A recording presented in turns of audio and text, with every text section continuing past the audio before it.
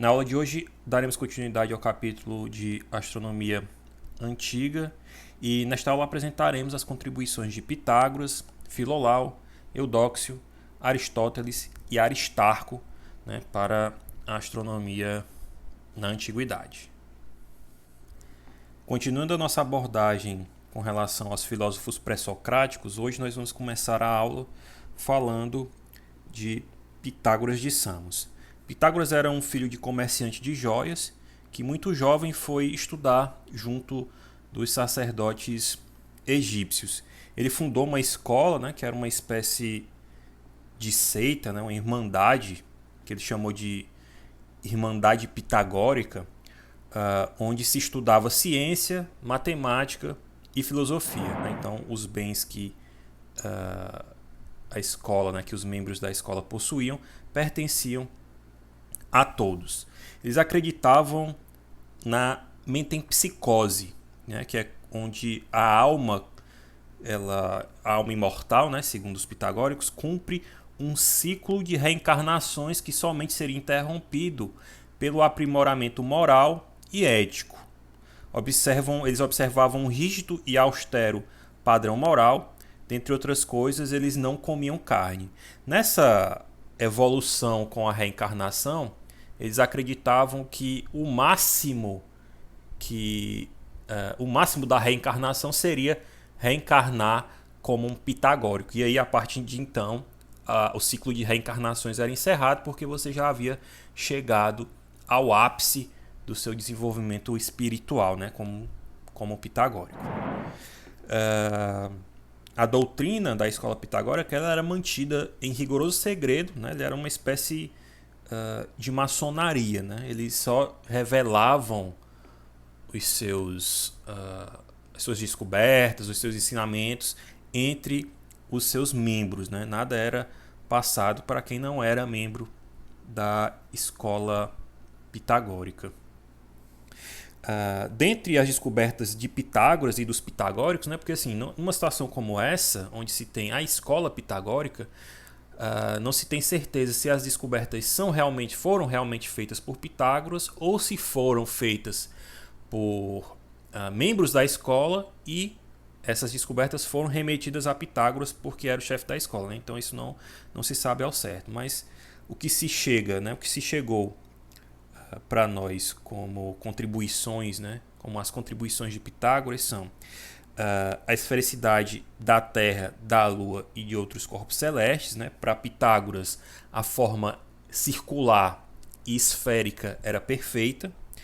Ele achava que os planetas, o Sol e a Lua eram transportados por esferas separadas da que carregava as estrelas. Ele enfatizou a importância da matemática na descrição dos modelos cosmológicos que pudessem ser comparados com movimentos observados dos corpos celestes, em cuja regularidade via uma harmonia cósmica. Então, como nós vemos aqui, Pitágoras antecipou a geometrização do universo. Ele deu formas perfeitas às órbitas e aos planetas, e aos astros. Segundo Pitágoras, o cosmos se apresenta de forma que o universo, que segundo ele era uma obra perfeita dos deuses, e aí nós voltamos à relação da observação de fenômenos com divindades, que nós não víamos em Anaximandro e Tales. Com Pitágoras essa relação do que é observado com a divindade ela volta. Então, segundo os pitagóricos, o universo era uma obra perfeita de Deus, ou dos deuses, no caso, porque eles não acreditavam no único Deus, e tem a forma esférica e é limitado, destacando-se do vazio exterior ilimitado. Então, o universo era limitado, e além dos limites do universo estava o vazio, que era o vazio exterior, que era ilimitado. Segundo Pitágoras, os corpos celestes, ou seja, a Terra, o Sol, a Lua, os planetas e as estrelas fixas, têm cada um igualmente forma esférica. Porque se era uma obra perfeita dos deuses, o universo, tudo que existia no universo, todos os corpos celestes tinham um formato igualmente perfeito, que segundo os pitagóricos era o formato esférico. e eles descreviam órbitas circulares, que era uma outra forma geométrica que tinha muito apreço dos pitagóricos. A Lua, o Sol e os planetas, segundo os pitagóricos, giram em órbitas circulares próprias e em torno da Terra, que está localizada no centro do universo. Então, os pitagóricos, né, no caso Pitágoras, ele tinha o sistema, né, planetário dele tinha uma ótica geocentrista, né? A esfera das estrelas fixas, segundo os pitagóricos, era animada de um movimento de revolução em torno de um eixo que passa pelo centro da Terra e completa um giro a cada 24 horas, deslocando-se de leste para oeste, com um movimento uniforme produzindo os dias e as noites. Nós vimos na aula passada que para Tales e Anaximandro, o elemento primordial era material. Para Tales, esse elemento primordial era a água. Para Anaximandro, esse elemento primordial era o apeiron. Para os pitagóricos e para Pitágoras, obviamente, esse elemento primordial, né, que seria a semente da criação do universo, não era algo material, mas sim o número. Para os pitagóricos, o número era a essência das coisas. Para os pitagóricos, o número perfeito era o número 10. Então, tudo que eles estudavam, eles tentavam encaixar num esquema decimal, certo? Tudo. A gente vai ver mais na frente uma consequência disso quando nós estivermos falando de Filolau, que era um dos discípulos de Pitágoras. Uma outra curiosidade sobre o sistema de universo, né, o sistema planetário dos pitagóricos, é que eles acreditavam que o movimento dos corpos celestes era governado pelo número e que cada órbita, né, descrita pelos corpos celestes produzia um som, né, cuja a tonalidade, né, o tipo de frequência, na época eles não tinham esse conceito de frequência, né, era tonalidade. Então eles diziam que dependendo da órbita do planeta, aquele movimento do planeta naquela órbita iria produzir um som de uma determinada tonalidade. E essa tonalidade ia depender da velocidade que aquele corpo celeste descrevia na sua órbita. E você pode pensar, como é que eles diziam que as órbitas dos planetas, os corpos celestes, emitiam sons se eles não escutavam, como nós não escutamos hoje?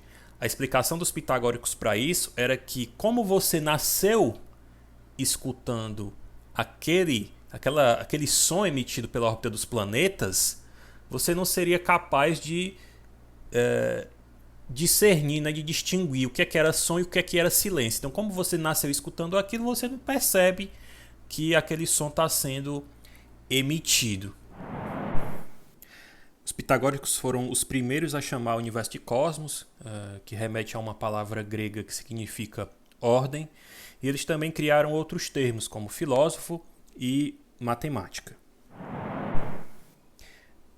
Bem, o segundo pré-socrático que nós vamos abordar hoje, né, é Filolaus de Cretona ou Filolau de Crotona. Em alguns livros ele está apresentado dessa forma, como Filolau de Crotona. No livro que nós estamos adotando, ele é chamado de Filolaus de Cretona. Bem, Filolau ele era um pitagórico, então muito do que nós falamos sobre Pitágoras, Filolau também assumia como verdade. Ele fez alguns ajustes com relação à teoria de Pitágoras, mas em resumo eles acreditavam, eles defendiam praticamente a mesma coisa com relação à origem imaterial do universo, a relação das órbitas dos planetas e das suas formas com a matemática, enfim. O que é que Filolau trouxe de novo com relação a Pitágoras? Ele introduziu a ideia de movimento da Terra, né? Ele imaginava que a Terra girava em torno do seu próprio eixo e, juntamente com o Sol, a Lua e os planetas, girava em torno de um fogo central que seria o centro do universo e fonte de toda luz e energia. Bem, esse fogo central apresentado por Filolau, ele não era o nosso Sol. Então, o fogo central, ele não era o Sol. Para Filolau, o Sol ele somente refletia a luz do fogo central, ou seja, o Sol, né, a nossa estrela-mãe, não tinha luz própria, ela apenas refletia a luminosidade, né, que vinha do fogo central. No slide a seguir, nós temos um esquema do sistema astronômico de Filolau. Bem, que é o sistema de Filolau. Ele era um pitagórico, né? Então, como nós dissemos, tudo que eles desenvolviam, eles tentavam relacionar com os números, né? Porque para eles, como nós já dissemos algumas vezes, o número era a essência imaterial de tudo. E para eles, o número perfeito dentre todos os outros números era o número 10. Para Filolau e para os pitagóricos, o restante dos pitagóricos, o número perfeito era o número 10. Então está aqui o sistema de Filolau.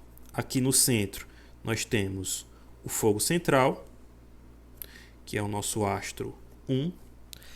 Nós temos a Terra, vou chamar de 2, a Terra. Nós temos aqui Mercúrio 3, a Lua 4, o nosso Sol 5, né? Tá aqui o Sol, a Lua, a Terra, Mercúrio. Nós temos Vênus 6, Marte 7, Júpiter 8, Saturno 9. Bem, só temos 9 astros, né? Pelo menos os únicos astros que... Aliás, não tínhamos nem 9 astros visíveis, né? Porque o fogo central não... Vamos colocar assim, o fogo central não era visto por Filolau, né? Ele via o Sol que refletia a luz que vinha do fogo central. Então, só haviam 8 corpos celestes no sistema planetário observável, vamos colocar assim. Então, os pitagóricos eles viam 8 corpos celestes, né? Aliás, viam 7, né? O oitavo era a Terra. E o que é que eles fizeram? Eles criaram, né? Filolau criou o fogo central, e aí fomos de 8 para 9. E depois desse nono, ele ficou pensando, bem, para alcançarmos o número perfeito, falta um corpo celeste. E aí foi que surgiu a sacada de Filolau, né? Foi aí que ele teve aquele momento eureka. O que foi que ele fez? Ele criou, né? E aí ele criou, eu digo porque foi algo que veio do pensamento dele, né? Das reflexões dele. Ele acreditou que existia um corpo celeste que ele chamou de antiterra. E essa antiterra seria o 10º corpo celeste do sistema planetário dele. Bem, mas a antiterra não era visível. Então como é que Filolau explicou isso? Segundo Filolau, não se podia ver a antiterra porque o hemisfério em que as pessoas habitavam estava sempre voltado para o exterior. Ou seja, a antiterra estava sempre no lado oposto da Terra do qual as pessoas habitavam, ou seja, a antiterra estava, entre aspas, nas costas da terra habitada, né? E era por isso que não se podia ver a antiterra. Então, com isso, Filolau chegou, né, ao seu sistema pitagórico perfeito, com 10 corpos celestes. E a grande contribuição dele, né, a grande evolução em relação a Pitágoras, é que ele saiu de um sistema geocêntrico, onde a Terra estava imóvel no centro do universo, e passou para um sistema em que a Terra era móvel e que não era o centro do universo, né? O centro do universo para Filolau era o fogo central. Em seguida nós temos Eudóxio de Quinidos. Ele propôs que a duração do ano era de 365 dias e 6 horas, ou seja, 365 dias e um quarto de dia, conforme nós aceitamos como correto hoje. Ele explicou os movimentos observados do Sol, da Lua e dos planetas através de um sistema de 27 esferas concêntricas que se moviam a diferentes velocidades uniformes em torno da Terra fixa no centro. Aqui nós vemos a influência forte, né, que os pitagóricos tiveram no sistema astronômico de Eudóxio, porque ele descrevia o seu sistema planetário usando esferas. As órbitas, né, dos planetas, os planetas descreviam velocidades uniformes nas órbitas e a Terra estava fixa no centro, ou seja, ele era geocentrista, ele assumia que as órbitas eram esferas concêntricas, né, com a Terra no centro de todas as órbitas, e que cada planeta possuía, né, cada astro possuía uma velocidade diferente e uniforme, né, ao redor da Terra. Aristóteles de Estagira.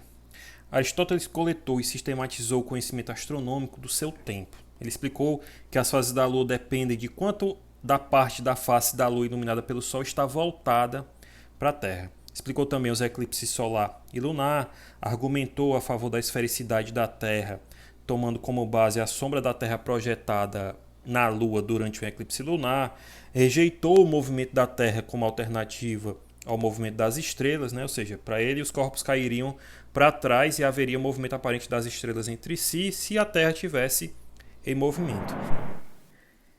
Aristóteles afirmava também que o universo era esférico e finito. E não só, ele não afirmava só isso. Ele afirmava que o universo era a obra perfeita do Criador, né? E como ele era a obra perfeita do Criador, ele tinha a forma perfeita esférica, certo? Então, assim, essa relação do universo com a divindade fez com que o sistema de Aristóteles fosse aceito pela Igreja Católica como um modelo astronômico correto por muitos anos, né? Fazendo com que tudo que fosse diferente do que Aristóteles propôs fosse motivo de perseguição pela Igreja. Outra contribuição muito interessante feita por Aristóteles é que ele dividiu